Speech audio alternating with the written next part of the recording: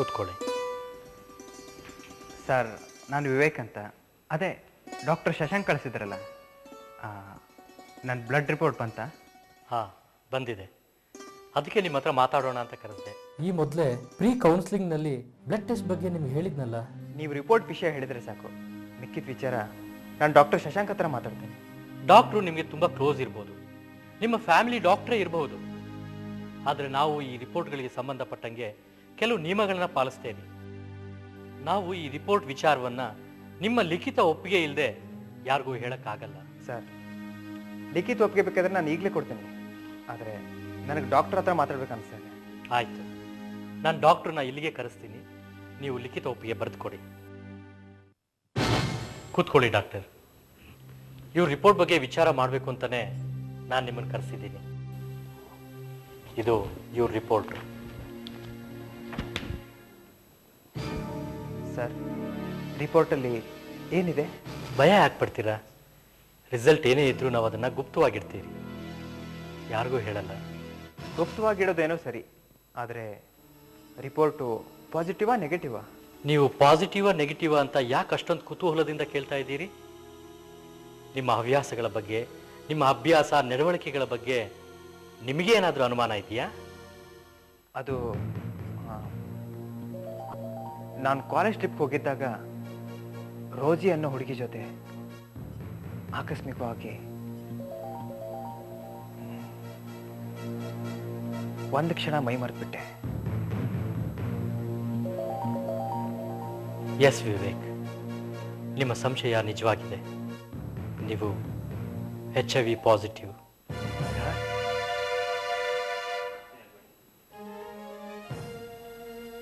ಗಾಬರಿ ಆಗಬೇಡಿ ವಿವೇಕ್, ಈಗೇನೂ ಪ್ರಯೋಜನ ಇಲ್ಲ. HIV ಸೋಂಕನ್ನು ಗುಣಪಡಿಸೋಕ್ಕಾಗದೇ ಇದ್ದರೂ ಅದರ ಜೊತೆಗೆ ಬಹಳಷ್ಟು ವರ್ಷಗಳ ಕಾಲ ಬದುಕಿರಬಹುದು.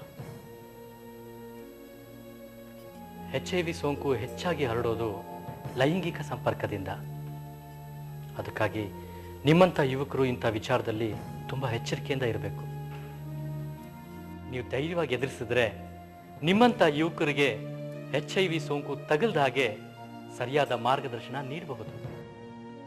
ಹೌದು ವಿವೇಕ್, ಹಳ್ಳಿಗಳಲ್ಲಿ ಇಂಥ ಜನಜಾಗೃತಿ ಅವಶ್ಯಕತೆ ಇದೆ. ಡಾಕ್ಟರ್, ಹಾಗಾದರೆ ಖಂಡಿತ ನಾನು ಪ್ರತಿಯೊಂದು ಹಳ್ಳಿಗೆ ಹೋಗಿ ಏಡ್ಸ್ ತಡೆಗಟ್ಟೋದ್ರ ಬಗ್ಗೆ ಜನಜಾಗೃತಿ ಉಂಟು ಮಾಡ್ತೀನಿ. ಅದಕ್ಕೆ ನನಗೆ ಬೇಕಾಗಿರೋ ಎಲ್ಲ ಸಲಹೆ ಸೂಚನೆಗಳನ್ನು ನೀವು ಒದಗಿಸ್ಕೊಡ್ತೀರಾ? ಖಂಡಿತ ಮಾಡ್ತೀನಿ. Thank you sir. All the best.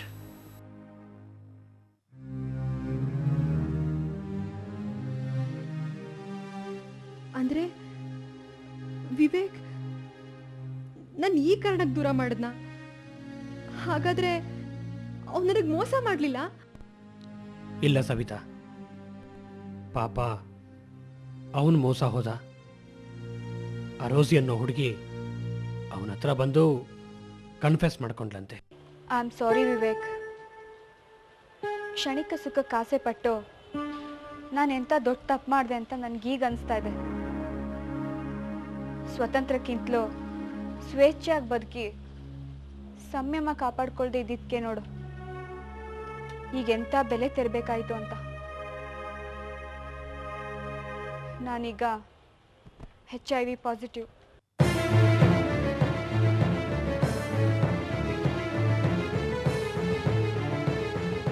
ಕ್ಷಣ ಕ್ಷಣನೂ ಲೈಫ್ನ ಎಂಜಾಯ್ ಮಾಡಬೇಕಂತ ಆಸೆ ಪಟ್ಟು ಲೈಫನ್ನೇ ಕೊನೆ ಸ್ಟೇಜಿಗೆ ತಂದ್ಕೊಂಡೆ. ನಮ್ಮಂತವ್ರು ಇಂಥ ಸಣ್ಣ ವಯಸ್ಸಲ್ಲಿ ಇಂಥ ತಪ್ಪು ಮಾಡಿದ್ರೆ ಮುಂದೆ ಜೀವನದಲ್ಲಿ ಎಂಥ ನೋವು ಅನುಭವಿಸ್ಬೇಕಾಗತ್ತೆ ನೋಡು. ಈ ವಿಷಯದಲ್ಲಿ ನಾವು ಮಾಡೋ ತಪ್ಪು ನಮ್ಮನ್ನ ಮಾತ್ರ ಸಂಕಟಕ್ಕೆ ತಳ್ಳಲ್ಲ, ನಮ್ಮವ್ರನ್ನ ನಮ್ಮನ್ನ ಪ್ರೀತಿಸಿದವ್ರನ್ನ ನೋವಿಗೆ ತಳ್ಳುತ್ತೆ. ಸಾಕು, ಇನ್ ಮುಂದೆ ಬೇರೆಯವ್ರ ಜೀವನದಲ್ಲಿ ಆಟ ಆಡಲ್ಲ, ಇಂಥ ಬದುಕನ್ನು ನಡೆಸಲ್ಲ.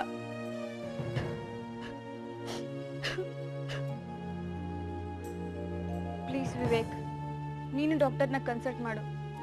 ನೀನು HIV test ಮಾಡಿಸ್ಕೊ.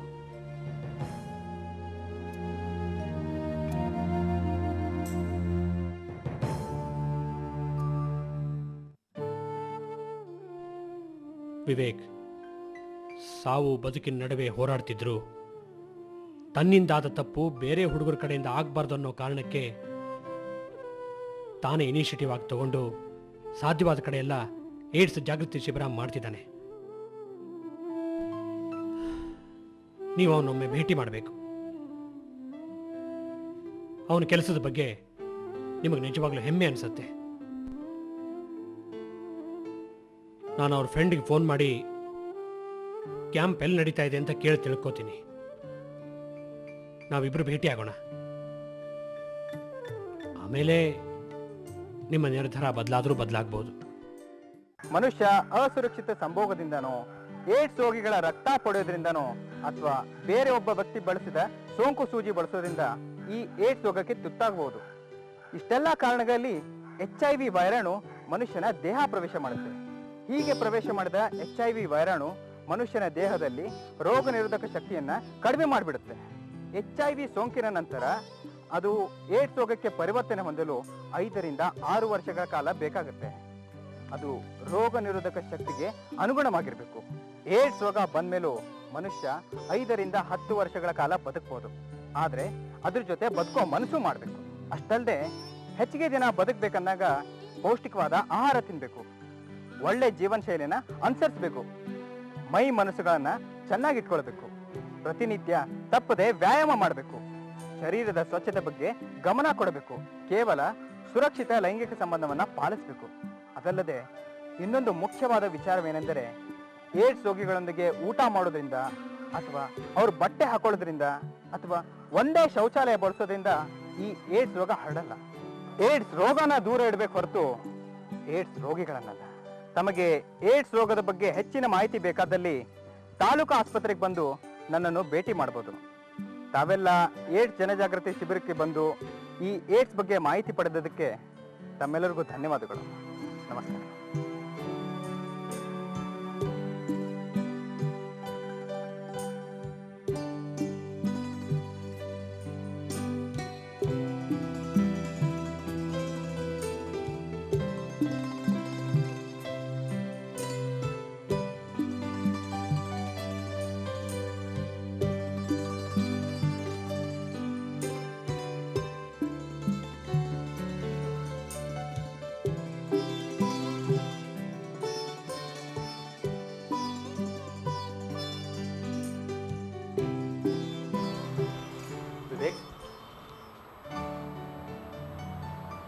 Savita, doctor Shashank ನಂಗೆ ಫೋನ್ ಮಾಡಿ ಎಲ್ಲ ವಿಷಯ ತಿಳಿಸಿದ್ರು. ಕಾಂಗ್ರಾಟ್ಸ್. ವಿವೇಕ್, ಈಗಲೂ ನನ್ನ ಕೈಲಿಂದ ಮರೆಯೋದಕ್ಕೆ ಆಗ್ತಾ ಇಲ್ಲ. ಯಾಕೆ ಹೀಗೆಲ್ಲ ಆಯ್ತು? ನಮ್ಮ ಕನ್ಸುಗಳೆಲ್ಲ ಯಾಕೆ ಹೀಗೆ ಮುರಿದ್ಬಿತ್ತು? ಒಂದು ಕ್ಷಣ ಮೈ ಮರೆತಿದ್ದ ಫಲ ಸವಿತಾ ಇದು. ಅವತ್ತು ನಾನು ಸಂಯಮದಿಂದ ಇದ್ದಿದ್ರೆ ಇವತ್ತು ನನ್ನ ಬದುಕು ಹೀಗಾಗ್ತಾ ಇರಲಿಲ್ಲ. ನಾನು ನಿನ್ನಿಂದ ದೂರ ಆಗ್ತಾ ಇರಲಿಲ್ಲ. ಈಗಲೂ ನಿನ್ನಿಂದ ದೂರ ಆಗೋದಕ್ಕೆ ನಾನು ತಯಾರಿಲ್ಲ. ನೋ, ಬೇಡ. ನೀನು ತಯಾರಿದ್ರು ನಾನು ತಯಾರಿಲ್ಲ. ಇವತ್ತು ಎಮೋಷನಲ್ ಆಗಿ ಡಿಸಿಷನ್ ತಗೊಂಡು ಮದುವೆ ಆದರೂ ಮುಂದೆ ನಮ್ಮ ವೈವಾಹಿಕ ಜೀವನದಲ್ಲಿ ತೀರಾ ಕೊರಗಬೇಕಾಗತ್ತೆ. ಅಲ್ಲಿ ಕಾಂಪ್ರಮೈಸ್ ಮಾಡೋಕ್ಕಾಗಲ್ಲ. ಪ್ರಾಕ್ಟಿಕಲ್ ಆಗಿ ಯೋಚಿಸಿದ್ರೆ ನಿಮ್ಮ ಮಾತು 100ಕ್ಕೆ 100 ನಿಜ ವಿವೇಕ್. HIV ದೂರ ಆಗೋಕಿರೋ ಏಕೈಕ ಉಪಾಯ ಅಂದ್ರೆ ಸಂಯಮ ಮತ್ತು ಸುರಕ್ಷೆ. ಹೌದು ಡಾಕ್ಟರ್. ನೋಡಿ ಸವಿತಾ, ನಮ್ಮ ಪ್ರೀತಿ ಗೆಲುವು ಸಿಗೋದು ಎಫೆಕ್ಟಿವ್ ಆಗಿ 100 ಜನರಲ್ಲಿ ಈ ಏಡ್ಸ್ ಬಗ್ಗೆ ಜಾಗೃತಿ ಮೂಡಿಸಿದಾಗ ಮಾತ್ರ. ಸವಿತಾ, ನೀನು ಡಾಕ್ಟರ್ ಶಶಾಂಕ್ ಅವ್ರನ್ನೇ ಮದುವೆ ಆಗು. ಅದೇ ನೀ ನನ್ನ ಪ್ರೀತಿ ಕೊಡೋ ಬೆಲೆ.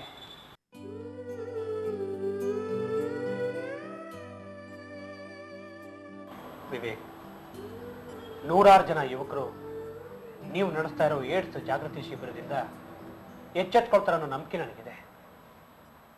ನಿಮ್ಮ ಈ ಸೇವೆ ಸಾಧನೆಗೆ ನಾನು ಸವಿತಾ ಯಾವತ್ತೂ ನಿಮ್ಮ ಜೊತೆಗಿರ್ತೇನೆ. ನಿಜವಾಗ್ಲೂ